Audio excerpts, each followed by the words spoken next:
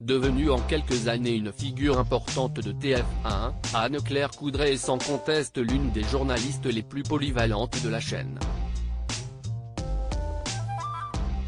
Entre la présentation des JT du week-end, l'émission hebdomadaire Grand Reportage, les soirées électorales, les éditions spéciales et les différents événements importants, son emploi du temps est bien rempli. Mais quel est donc son secret pour tenir ce rythme infernal ? À 45 ans, cette superwoman de l'info voit, comme tout le monde, le temps passé a donc trouvé une technique imparable pour garder la forme et tenter de contrer les signes de l'âge. Le sport. Je m'y suis mise sur le tard. J'essaye d'en faire 3 fois par semaine. Je regrette de ne pas avoir commencé plus tôt. Mais si est définitivement mon antidote à l'âge qui avance, a-t-elle confié au magazine Gala. Bretonne d'origine, celle qui a remplacé Claire Chazal en 2015 tente également de ne garder que le positif dans sa vie, pendant le confinement, alors qu'elle était à la tête d'émissions spéciales et tentait d'informer les Français sur la crise, elle retient par exemple l'entraide entre les gens et la solidarité qui s'était développée autour des soignants. Moi j'ai décidé de ne garder que les exemples de solidarité, les applaudissements pour les soignants, les commerçants qui vendaient la marchandise de ceux qui n'avaient plus le droit d'ouvrir. Et notre immense capacité à s'adapter. Elle a été incroyable.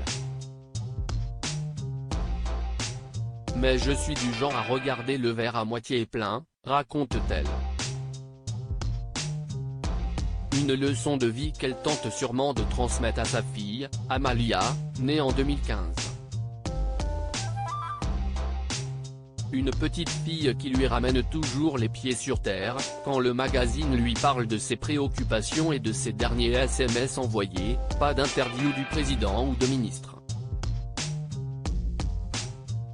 Non, elle pense au menu de sa petite princesse, dont le père est l'homme d'affaires Nicolas Vix, qu'elle protège soigneusement de toute médiatisation. Maman, presque, comme les autres, elle organise des goûters d'anniversaire avec 10 copains pour la petite fille et en sort lessivée. Résultat, ces héroïnes sont désormais devenues les maîtresses de maternelle. Et pour rappel, les jours qui arrivent ne vont pas être de tout repos pour la journaliste. Dimanche, en compagnie de Gilles Boulot, elle sera à la tête d'une émission spéciale pour annoncer les résultats du premier tour de l'élection présidentielle. Une tâche qu'elle connaît bien mais qui n'est pas très aisée. Si est assez éprouvant. On s'adapte au dernier moment. On reçoit les dernières estimations 10 à 15 minutes avant le reveal de 20h. Cette fois-ci, en plus, aucun bureau de vote ne ferme à 18h. Tous ferment à 19h ou 20h. On risque de ne pas pouvoir annoncer le résultat à 20h.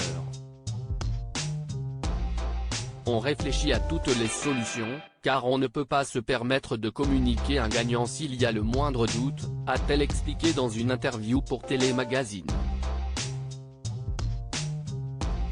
L'intégralité de l'interview d'Anne-Claire Coudray est à retrouver dans l'édition du 7 avril 2022 de Gala.